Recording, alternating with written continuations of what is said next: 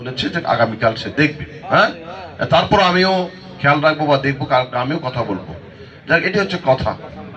হ্যাঁ হ্যাঁ, এটি হচ্ছে কথা। তো এক সময় এই অটোর একটা গল্প আছে আমার, যে এক সময়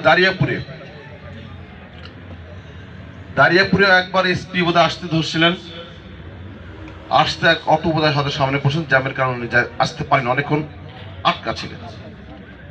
তো উনি তো খুব মহা গরম, তো এসে আমাকে কল দিয়েছেন যে আপনি আগামীকাল আমার সঙ্গে দেখা করবেন। তো গেলাম ওনার অফিসে, তো বললাম যে কি খবর, কি হয়েছে স্যার?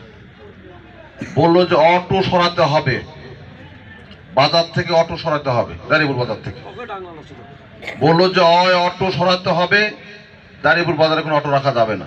আমি বললাম যে অটো না রাখলে এই অটো ওয়ালাগুলো চলবে কিভাবে? তার দায়িত্ব নিবে কে? চাকরি দেন, তাদের দায়িত্ব নিবে কে? অতএব